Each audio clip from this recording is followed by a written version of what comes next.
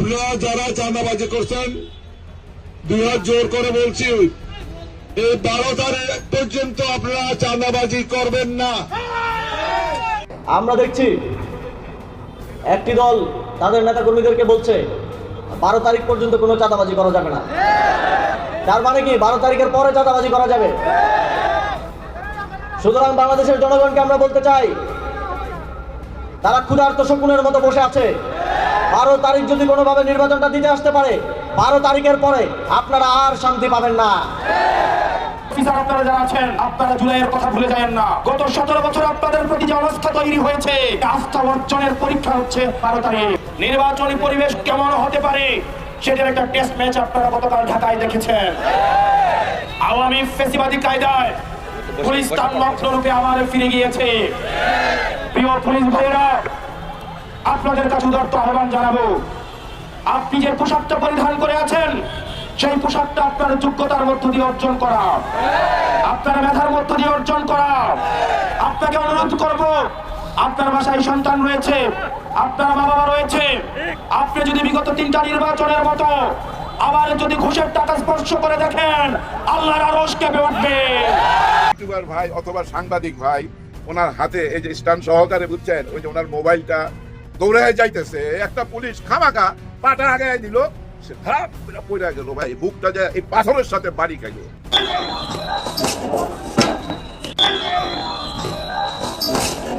তারপরেও দেখেন সে তার ক্যামেরাটা বাঁচাইছে ভাই, কারণ কি ওইটা তার রিজিক। আয় আয় হাদির লাশ নিয়ে যা। ওনাকে কি জিজ্ঞাসাবাদ করা হবে না হাদির লাশের ব্যাপারে? উনি নিশ্চয়ই কিছু জানে, ওনার কাছে তো লাশ আছে। হ্যাঁ, উনি নিশ্চয়ই কিছু জানে, ওনাকে জিজ্ঞাসাবাদ করা উচিত আমার মনে হয়। ভয়ঙ্কর কথা তো, এই কথা থেকেই বোঝা যায় ভয়ঙ্কর এক খেলা শুরু হয়ে গেল নির্বাচনের ঠিক 4-5 দিন আগে। ভয়ঙ্কর খেলা তো। তবে এর মধ্যে ভাই একটা দৃশ্য এমন ভাবে আমার মনে গেঁথে গেছে, আপনারা নিশ্চয়ই দৃশ্যটা দেখছেন, শরীরে লোম দাঁড়ায় যায় ভাই, লোম দাঁড়ায় যায়। ইনকিলাব ইনকিলাব ইনকিলাব ইনকিলাব and free free free free free free from the river to the sea. আসসালামু আলাইকুম দর্শক যে যেখানে আছেন আশা করি ভালো আছেন। দর্শক, এই মুহূর্তে পাওয়া সবচেয়ে বড় ব্রেকিং নিউজ। দর্শক, বাংলাদেশের মধ্যে ঘটে যাওয়া ঘটনাবলীর মধ্য থেকে খুবই গুরুত্বপূর্ণ কিছু ভিডিও নিয়ে হাজির হয়েছি, যার কিছুটা অংশ বিশেষ আপনারা ইতিমধ্যে ভিডিওর শুরুতেই দেখেছেন। দর্শক, দেখে বুঝতে পারছেন আজকের এই ভিডিওটি আপনাদের জন্য কতটা গুরুত্বপূর্ণ এবং আকর্ষণীয় হতে যাচ্ছে। দর্শক, আমি আর কথা বাড়াবো না, মূল ভিডিওতে নিয়ে যাব। তার আগে বলবো, যারা এখনও আমাদের এই চ্যানেলটি সাবস্ক্রাইব করেন নাই, প্রতিনিয়ত আপডেট গরম গরম খবর পেতে আমাদের এই চ্যানেলটি সাবস্ক্রাইব করে পাশে থাকা বেল বাটনটি বাজিয়ে দিবেন। আর যারা ইতিমধ্যেই সাবস্ক্রাইব করে দিয়েছেন তাদেরকে অসংখ্য ধন্যবাদ। দর্শক, না টেনে ধৈর্য সহকারে সম্পূর্ণ ভিডিওটি দেখলে জানতে পারবেন আজকের এই ভিডিওর মূল বিস্তারিত বিষয়। দর্শক, চলুন একটি লাইক দিয়ে সম্পূর্ণ ভিডিওটি আমরা মনোযোগ সহকারে দেখে আসি। আসসালামু আলাইকুম। আয় আয় হাদির লাশ নিয়ে যা, এরকম একটা কথা গতকালকে সবাই শুনছেন।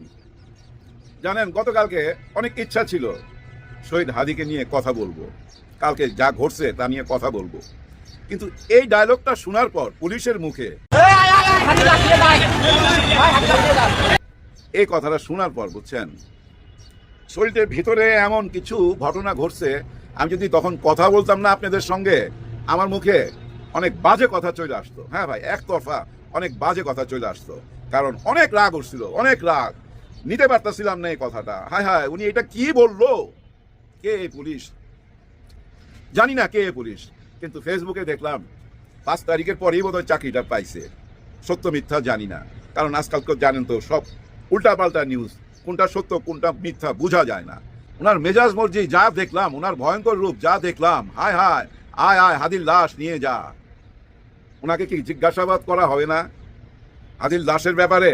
উনি নিশ্চয়ই কিছু জানে, ওনার কাছে তো লাশ আছে। হ্যাঁ, উনি নিশ্চয়ই কিছু জানে, ওনাকে জিজ্ঞাসাবাদ করা উচিত আমার মনে হয়। ভয়ঙ্কর কথা তো, এই কথা থেকেই বোঝা যায় ভয়ঙ্কর এক খেলা শুরু হয়ে গেল নির্বাচনের ঠিক 4-5 দিন আগে। ভয়ঙ্কর খেলা তো। গতকালকে চিত্রগুলো আপনারা দেখেন ভাই, আপনাদের না মানে সইতে পারবেন না। কেমন একটা মেয়ে যাকে আমরা এই জুলাই যোদ্ধাতে হিসাবে জানি, এই জুলাইতে আমরা দেখছি তাকে, সেই মেয়েটির উপরে কানের এই সাইড দিয়ে বাড়িটা মারছে। আমি দেখছি ভিডিওটা, আমার কাছে আছে। সে কি বলছে, তার দাবি কি? সে বলতেছিল আপনারা কেন মা বোনদের গায়ে হাত তুলতেছেন তাকে। ঠিক সেম কথাটা আরেকজন বলছে, ওনার নাম বোধহয় মহিউদ্দিন রনি। আহারে বেচারা, আমি আগেও দেখছি তাকে, কিন্তু দেখেন সে তারও একটাই দাবি ছিল, আপনারা মেয়েদের গায়ে হাত তোলেন কেন। এটা বলার পর তারা ধাক্কা দিয়ে একটা গাড়ির চিপায় নিয়ে গেছে। আর ওই গাড়ির চিপার মধ্যে তখন সে একা, আর সাংবাদিকের ক্যামেরা, হ্যাঁ ইউটিউবার ভাইরাল ছিল। ওইখানে ফেলা 4-5 জনের মিলা এই লাঠি দিয়া, এই শীতের দিনে এই লাঠি দিয়া বাড়ি দিলে কেমন লাগে বলেন? হাড্ডিতে যখন লাগে কলিজাটা ছিঁড়া যায় না? যায় তো। অন্যায় কি? হ্যাঁ, ওরা কি এখানে সরকার পতনের জন্য আসছিল? নিশ্চয়ই না। দাবি কি? শহীদ হাদির বিচারের দাবি, বিচারের দাবির জন্য আসছে, তো অন্য কিছু না। আরেকটা ঘটনা দেখেন, আমি অবাক হয়ে গেলাম। এক ইউটিউবার ভাই অথবা সাংবাদিক ভাই, ওনার হাতে এই যে স্ট্যান্ড সহকারে, বুঝছেন, ওই যে ওনার মোবাইলটা দৌড়ায় যাইতেছে, একটা পুলিশ খামাখা পাটা আগায় দিল, সে ধাপ করে পড়ে গেল। ভাই বুকটা যায় এই পাথরের সাথে বাড়ি খাইল।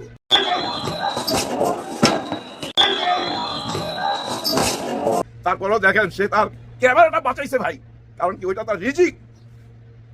এটা কি করলেন? আর এরকম খন্ড খন্ড অনেকগুলা ঘটনা। তবে এর মধ্যে ভাই একটা দৃশ্য এমন ভাবে আমার মনে গেঁথে গেছে, আপনারা নিশ্চয়ই দৃশ্যটা দেখছেন। শরীরে লোম দাঁড়ায় যায় ভাই, লোম দাঁড়ায় যায়।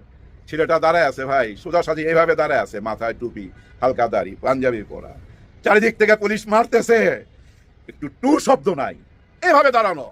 একটা পুলিশ দৌড়ে আসছে, মানবিক পুলিশ দৌড়ে আসছে, আয়সা বুকে জড়ায় ধরছে।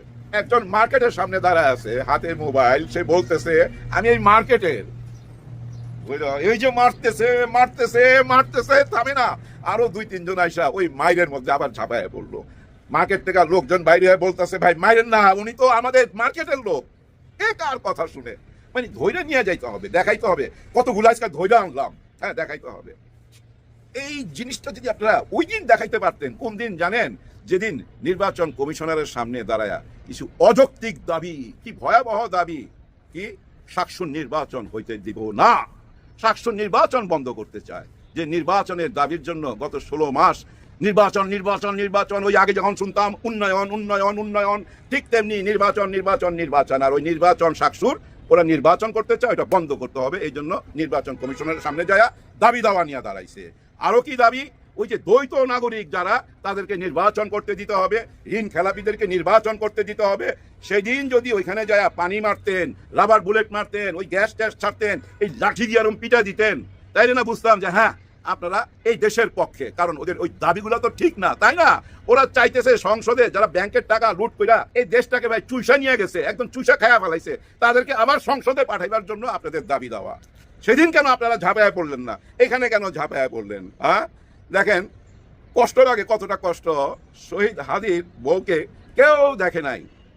যেদিন শহীদ হাদিকে শেষ বিদায় দিবে, দাফন করতে নিয়ে যাবে, তার আগে উনি দেখতে গেছে, পর্দা দিয়া ঢাইকা নিয়ে গেছে, কোনো ক্যামেরায় যেন ওনাকে না দেখা যায়। সেই মানুষটি রাস্তায় এসে বসতে হয়েছে, বাচ্চা কোলে নিয়া, তার স্বামীর দাবি নিছে, তার স্বামীর বিচারের দাবি নিয়া। আপনারা মনে করছেন ওই একটা ফ্ল্যাট দিয়ে দিবেন 1 কোটির, আর 1 কোটি টাকা ব্যাংকে দিয়ে দিচ্ছেন, বাস উনার মুখ বন্ধ। এটা কি সম্ভব? না। এই দেশের লক্ষ লক্ষ যুবক ছেলের বুকের মধ্যে হাদি বুঝছেন বাইচা আছে, হাদি বাইচা আছে। ওই যে বলছেন না, আয় হাদির লাশ নিয়ে যা, লাশ নিয়ে যা, হাদির কোনো লাশ নাই, হাদি বাইচা আছে এই ইয়াংদের বুকের ভিতরে। বুঝেন না? আপনারা কি মনে করছেন জানেন? আপনাদের হিসাব ছিল এই যে ইনকলাব মঞ্চে এরা কয়জন পিটায় পাটায়া বিদায় করে দেবো। কারণ কি জানেন? এই পিটানির মধ্যে, এই গ্যাস মারার মধ্যে, এই রাবার বুলেট মারার মধ্যে যদি ভুলে যে একটা লাশ পড়া যায়, তাহলে তো ভাই নির্বাচনটা পিছিয়ে যাইতো। এরকম কিছু একটা ঘটনা ঘটতো না, তাই না? এরকম ঘটনা কি ঘটাইতে চাইছিল কেউ? কারো আদেশ ছিল এরকম কিছু ঘটাইবার? এরকম প্রশ্ন করতেই পারি। কারণ কি জানেন? আপনারা মিডিয়ার গায়েও হাত তুলছেন, ওইখানে প্রচুর সাংবাদিকরা আপনারা পিটাইছেন। হ্যাঁ ভাই, আমার নিজের দেখা ভিডিও, ইচ্ছা মতো পিটাইছেন। যার জন্য দেখেন না সাংবাদিক ভাইরাও এখন রাস্তায় নেমে গেছে, প্রতিবাদ করতেছে, মিছিল করতেছে, স্লোগান দিতেছে আপনাদের বিরুদ্ধে। কেন? কারণ কি? কেন আপনারা তাদেরকে পিটাইলেন কেন? এটার পিছনে কারণ কি ভাই জানেন? এদেরকে সরাই দিতে পারলে এখানে ইচ্ছা মতো একটা ঘটনা ঘটানো যাইতো। ওদের ওইগুলো তো ক্যামেরাগুলো তো ভাই প্রমাণ, ওই প্রমাণের ভয়ে অনেক কিছু হয়তো করতে পারতেছে না। এটা তো আমরা ভাবতেই পারি, এরকম নেগেটিভ চিন্তা তো আমরা করতেই পারি। কারণ আপনারা যেভাবে পিটাইছেন, এইভাবে পিটানো ঠিক হয় নাই। 5ই আগস্টের পরে এরা কারা, এদেরকে তো আমরা চিনি। এই মুখগুলা 5ই আগস্টের পর আমাদের চেনা তো না। আমরা শহীদ হাদিকে হারাবার পর এদের মধ্যেই তো শহীদ হাদি খুঁজা পাই, এরাই তো শহীদ হাদিকে বাঁচায় রাখছে। এরা যদি মাঠে না থাকতো, এরা যদি চুপ হয়ে যাইতো, তাহলে শহীদ হাদির এই মামলা, এই কেস নিয়ে কেউ কথা বলতো? তাদের দাবি কি ছিল যে এটা জাতিসংঘের মাধ্যমে তদন্ত করা হোক। তার মানে কি জানেন, তাদের ভরসা নাই এই পুলিশের উপরে, যার জন্য কি এই পুলিশ এইভাবে পিটাইলো যে রাগ আমাদের উপরে ভরসা করস না, আমরা তো এই তদন্ত করতেছি, আসামি ধরার চেষ্টা করতেছি, তোরা জাতিসংঘের চাস। এই জন্য কি এরকম প্রশ্ন তো চলে আসে। কিন্তু সব প্রশ্নের উত্তর খুঁজে পাবেন কোথায় আপনি জানেন?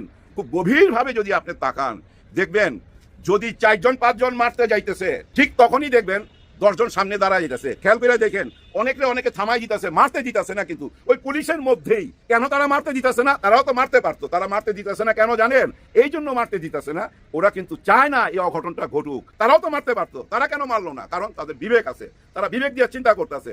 আপনারা বিবেক দিয়ে চিন্তা করতেছেন না, আপনারা কারো হুকুম পালন করতেছেন, বুঝাই যাইতেছে। হ্যাঁ, আপনারা কারো হুকুম পালন করতেছেন, কিন্তু হুকুম তো পালন করতে চাইছিল গত সরকারের। একটা দৃশ্য মনে নাই? স্বরাষ্ট্রমন্ত্রী দাঁড়ায় রয়েছে, এক পুলিশ বলতেছে একটারে মারি, একটা পরে আরেকটা সামনে থেকে দাঁড়ায় যায় স্যার। তখন জবাব ছিল না ওই স্বরাষ্ট্রমন্ত্রীর। হুকুম তো সেও পালন করতো, ওই পুলিশটা কি হুকুম পালন করতো না? থামাইতে পারছে? থামাইতে পারে নাই। কালকে কি আপনারা থামাইতে পারছেন? পারেন নাই। মাঝরাতের দিকে আমি সারাই ঘুমাই নাই জানেন, আমি এগুলো দেখতেছিলাম আর ভাবতেছিলাম এই কোন ভয়ঙ্কর খেলা। সাদিক কায়ুম জড়ায় গেছে, সাদিক কায়ুম মাঠে নাই মারছে। এদিক থেকে নাসিরউদ্দিন পাটোয়ারি, সে তার ইশতেহার নিয়ে ব্যস্ত ছিল সাংবাদিকদের সামনে। ওইখানেই খবর গেছে আব্দুল্লাহ জুবায়ের গুলি লাগছে তার পায়ে। শোনার পরই ভাই ওখান থেকে ছুইটা চলে আসছে, সাদিক কায়ুম ছুইটা চলে আসছে। এবং ডাক্তার শফিকুর রহমান স্যার নিজে বলছে ওদের পাশে আমরা আছি, ভাইবেন না ওরা একা। দেখেন সবাই জড়ায় গেল, কিন্তু বড় একটি দল কিন্তু কোনো কথা বললো না, চুপচাপ। আবার ওই পুলিশের ওই কথাটা আপনারা একবার মাথায় নেন, ও কোন দল করতো? ও কেন বললো আয় হাদির লাশ নিয়ে যা? ও কেন জানে না হাদির লাশ মানুষের বুকের মধ্যে আছে? হাদি মানুষের বুকের মধ্যে আছে, জানে না কেন? ইয়াং জেনারেশন, এই দেশের যত ইয়াং জেনারেশন আছে, এই যে কিশোররা আছে, ওদেরকে জিজ্ঞাসা করেন এবং মা বোনদেরকে জিজ্ঞাসা করেন, তারা কি বলে? তারা মনে করে তাদের একটা সন্তান হইলে ওই সন্তানের নাম রাখবে হাদি। তারাও কিন্তু মনে মনে হাদিকে ধারণ করে, বুঝেন না কেন? আর তার বিচার চাওয়ার জন্য তার ঘরের বউটা রাস্তায় নামে আসলো বাচ্চা কোলে নিয়ে। ওইখানে আপনারা এই ঘটনাগুলো ঘটাইতে পারলেন। ডাক্তার ইউনূস স্যার, দেখেন আপনার একটা ইমেজ আছে, সেই ইমেজের উপরে কিন্তু বিরাট আঘাত এটা। আমি জানি না আপনি চুপচাপ কেন আছেন, আপনি তো সবই দেখতেছেন অনলাইনে। আপনি যখনই দেখলেন হাদির বউ রাস্তায় চলে আসছে, তখনই তো আপনি তাকে ডাইকা ভিতরে নিয়ে চলে যেতে পারতেন এবং কথা দিতে পারতেন, হ্যাঁ এই জাতিসংঘের মাধ্যমে তোমাদের এই বিচারটা হবে, এই হাদির বিচার হবে জাতিসংঘের মাধ্যমে। এই কথাটা বইলা দিলে তো এত বড় ঘটনা ঘটে না স্যার।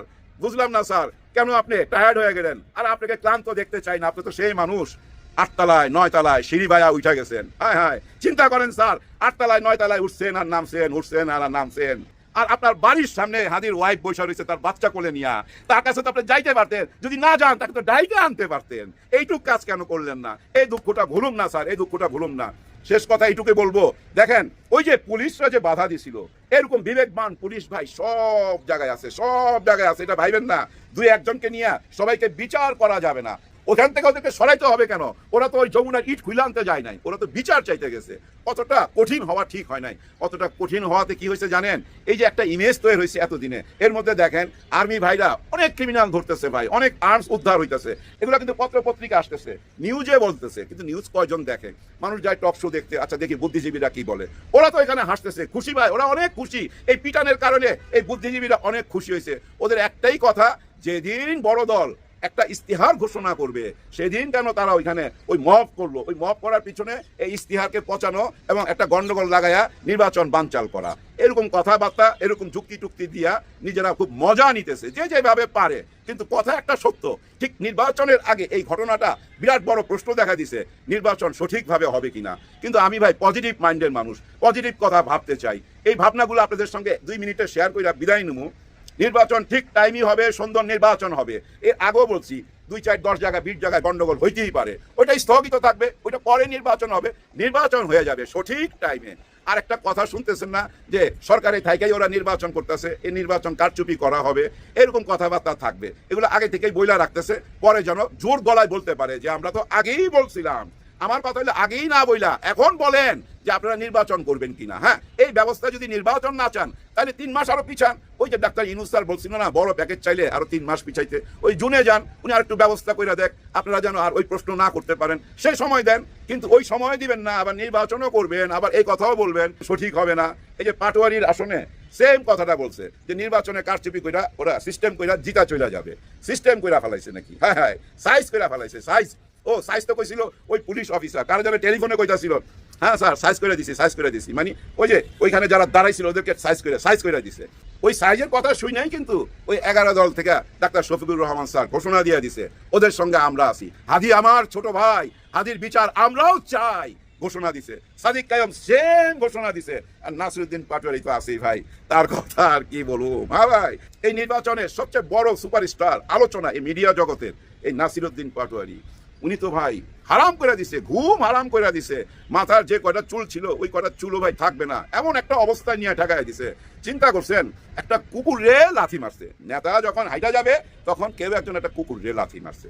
ওই কুকুর রে খুঁজা বাই করছে, কারণ যে লাথি মারছে তার কারণে নাকি ওই কুকুরটা অপবিত্র হয়ে গেছে। চিন্তা করতে পারছেন? এবং ওই কুকুর রে আইনা সাবান দিয়া সে গোসল করাইতেছে। আর এই নিউজটা আমি দেখছি কোথায় প্রথম জানেন? ইন্ডিয়ান একটা চ্যানেলে তারা এই আলাপ করতেছে। চিন্তা করেন কোন পর্যন্ত পৌঁছে নাসিরউদ্দিন পাটোয়ারি। একটা মাল রে ভাই, মাল, কঠিন মাল, চরম গুপ্ত। এই গুপ্তের ভিতরে যে কি কি লুকায় আছে এক উপরওয়ালাই জানে। কয় আমি পাশ করলে স্বরাষ্ট্রমন্ত্রী হব।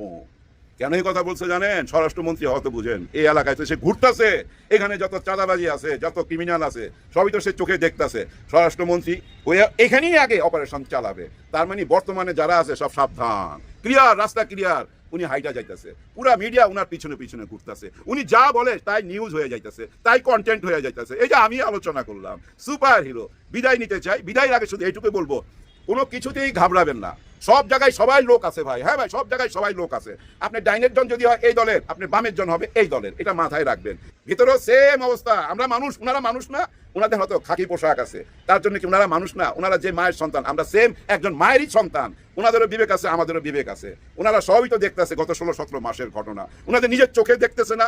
দেখতেছে তো। দেখা ওনাদের বিবেকে যেটা সারা দিবে, নিশ্চয়ই ভোটের দিন সেটা করবে। সেটা নিয়ে প্রমাণ পাবেন, আপনারা প্রমাণ পাবেন। খালি উপরওয়ালারে ডাকেন, এই আল্লাহ আরে কয়েকটা দিন পার করেন। এই কয়েকটা দিন কিন্তু ভয়ঙ্কর দিন। অনেক রকম খেলা সামনে আসবে, সব খেলাই সামলাইতে পারবে ডক্টর ইউনূস স্যার। কেন পারবে জানেন? গত 17 মাসে দেশের ভিতরের খেলা, পার্শ্ববর্তী দেশের খেলা, যত রকম খেলা আছে সব খেলার মোকাবেলা করছে। আরেকজন কি মোকাবেলা করছে জানেন? জামাত ইসলাম। ওনারা 11 দল মোকাবেলা করছে। দেখেন, এই যে বড় দলকে মোকাবেলা করছে, মানে বিএনপিকে, আওয়ামী লীগ বিশাল বড় দল, তাকে মোকাবেলা করছে, পার্শ্ববর্তী দেশ তাকে মোকাবেলা করছে। এই যে 3টা ফ্রন্টের সাথে একা যুদ্ধ করতেছে জামাত ইসলাম। একা না, উনার সাথে আছে 11 দল।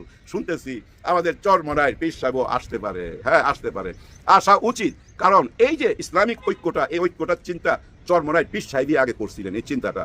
তারপর হয়েছে কি জানেন? ওই যে ভুল বুঝাবুঝির কারণে বা কোনো এজেন্সির কোনো চালে পইরা একটু আলাদা হয়ে গেছে। আলাদা মানে চোখের আড়াল হয়ে গেছে। চোখের আড়াল মানে মিডিয়ার আড়াল হয়ে গেছে। কোনো আলোচনা নাই। আবার যদি আসে, আলোচনা হইতে পারে। আমাকে যদি প্রশ্ন করেন, আমি মন থেকে চাই আসুক। হ্যাঁ ভাই, আসুক। ভুল বুঝাবুঝি হইতেই পারে ভাইয়ের সাথে, এটা মাইনা নিতে হবে। সবার জন্য সবাই দোয়া করবেন। আল্লাহ হাফেজ।